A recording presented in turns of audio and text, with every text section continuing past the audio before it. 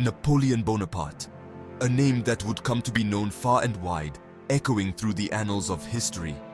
The name echoed across Europe, reverberating through the corridors of power and the hearts of common folk alike. A name whispered with a mixture of awe and fear, a symbol of both hope and dread. From the island of Corsica, I rose like a fiery comet, blazing a trail across the tumultuous skies of revolutionary France. The French Revolution had ripped apart the old order, leaving a nation in chaos and a power vacuum that begged to be filled. A vacuum I was all too eager to fill, seizing the opportunity with both hands and an unyielding ambition. I was a master strategist, a visionary who could see the moves of my enemies before they even conceived them. A charismatic leader who could inspire men to follow me into the jaws of death. I was a man of destiny, driven by a relentless pursuit of greatness and an unshakable belief in my own star. My rise was swift and brutal.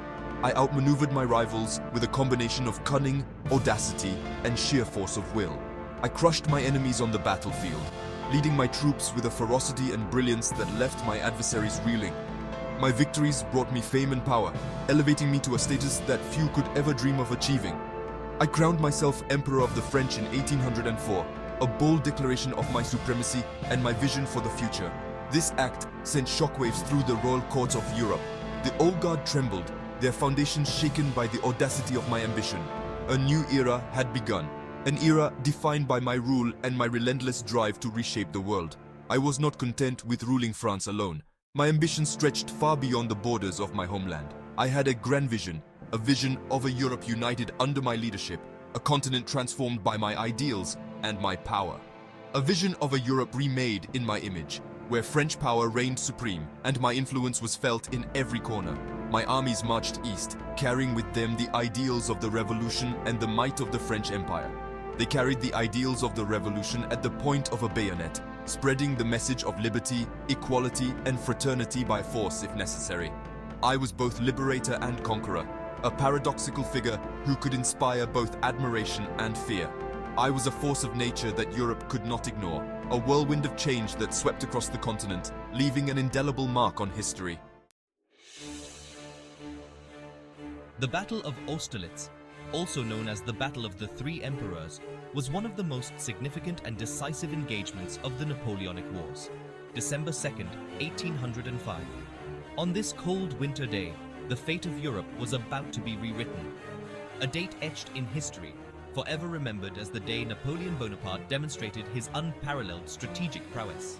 A testament to Napoleon's military genius, the battle showcased his ability to outmaneuver and outthink his enemies.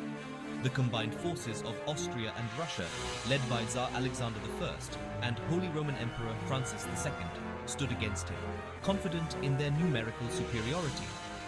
We were confident of victory. We underestimated the emperor, believing our sheer numbers would overwhelm his forces. We would pay the price for our hubris as Napoleon's tactical brilliance turned the tide of battle. The battlefield was shrouded in mist. Napoleon waited patiently, using the fog to conceal his true intentions and movements. He had anticipated our moves with uncanny precision, predicting our every step and countering them effortlessly.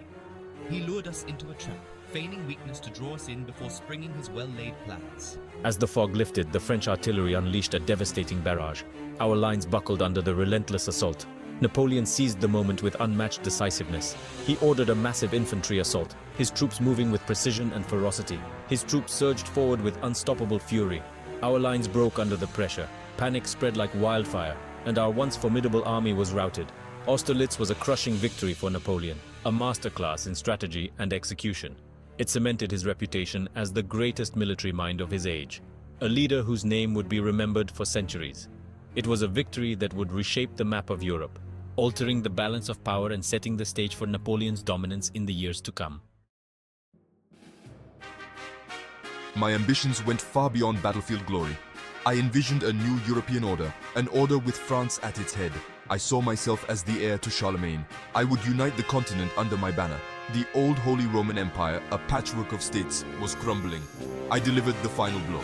In 1806, I abolished it. In its place, I created the Confederation of the Rhine. This was a league of German states under French protection. This act had profound consequences. Austria, once a major power, was marginalized. Prussia, increasingly wary of my growing influence, watched with growing alarm. The balance of power in Europe had shifted dramatically. The Holy Roman Empire had been a shadow of its former self for centuries, a relic of a bygone era, but its dissolution sent shockwaves across Europe. It was a symbolic death knell for the old order. My creation of the Confederation of the Rhine was a masterstroke. It consolidated my control over much of Germany. It gave me a buffer zone against Austria and Prussia. It was a testament to my political acumen.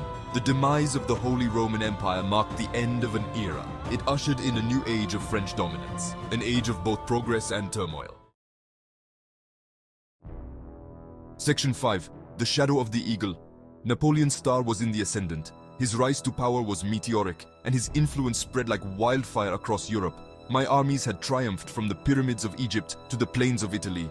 Each victory solidified my reputation as an unstoppable force. I was hailed as a liberator by some. They saw me as the harbinger of a new era, one that promised freedom from old tyrannies. I brought with me the ideals of the French Revolution: liberty, equality, fraternity. These were not just words, they were the foundation of a new social order. These ideas resonated with oppressed people across Europe. They saw in them a beacon of hope, a chance to break free from centuries of oppression. But I was also a conqueror. My campaigns were not just about spreading ideals, they were about expanding my empire. My ambition knew no bounds. I envisioned a Europe united under my rule, a continent reshaped by my vision. I imposed my will on conquered nations. I installed puppet rulers who would ensure my directives were followed to the letter. I extracted vast resources to fuel my war machine. The wealth of conquered lands was redirected to support my relentless campaigns. My presence cast a long shadow across the continent. I walked a tightrope, balancing between the roles of a hero and a tyrant. I was both a hero and a villain. To some, I was the savior of Europe. To others, I was its scourge, a liberator and an oppressor. My actions were seen through different lenses, each telling a different story. My legend grew with each passing day. Stories of my exploits spread far and wide, cementing my place in history, but so too did the resentment and fear I inspired. My rule was not without its detractors, and many plotted against me. The seeds of future conflict were being sown. My actions set the stage for a turbulent future, one that would see Europe engulfed in strife long after my time. Section 6. A double-edged sword. My conquests were a double-edged sword. They spread the ideals of the French Revolution. They swept away outdated feudal structures, but they also came at a cost paid in blood and treasure. I imposed heavy taxes on conquered territories. I conscripted men into my armies. I waged endless wars. My ambition seemed insatiable. My enemies multiplied. My rule was a paradox. I brought about both progress and destruction. I was a beacon of enlightenment and a tyrant. I was a force of history that could not be ignored. The peace that followed Austerlitz was uneasy. Napoleon had humbled Austria, but Prussia remained a potent threat. The Prussians, proud and militaristic, watched Napoleon's rise with growing apprehension. Tensions escalated. Napoleon's actions were seen as provocations. His annexation of German territory, his interference in Prussian affairs, his very existence challenged the established order. Prussia felt encircled, humiliated. The drums of war were beating once more. A confrontation was inevitable. In 1806, Prussia issued an ultimatum to Napoleon: withdraw your troops from Germany, disband the Confederation of the Rhine. The demands were non-starters. They were calculated to provoke a response. He would teach the Prussians a lesson they would never forget. He mobilized his armies with lightning speed. The Grande Armée, the most formidable fighting force in Europe, marched east. The die was cast. The fate of Europe hung in the balance. The twin battles of Jena and Auerstedt took place on October 14, 1806. They were swift and decisive, a testament to French military superiority. Napoleon, at Jena, faced the main Prussian army. His marshals, Davout and Bernadotte, engaged the Prussians at Auerstedt. The Prussians fought bravely, but they were outmaneuvered and outgunned. Napoleon's tactical genius was on full display. He exploited every weakness. He struck with overwhelming force. The Prussian army, once the pride of Europe, was shattered. The road to Berlin lay open. The victories at Jena and Auerstedt sent shockwaves across Europe. Prussia, the bulwark against French expansion, was crushed. Napoleon entered Berlin in triumph. He had achieved a level of dominance unseen since the days of the Roman Empire. The political landscape of Europe was transformed. The old order was swept away. Napoleon's empire stretched from the Atlantic to the Vistula River. He was the master of Europe, but his triumphs would be short-lived. His ambition, his insatiable thirst for power, would ultimately be his undoing. The seeds of his downfall were sown in the ashes of his victories. The Napoleonic Wars were far from over.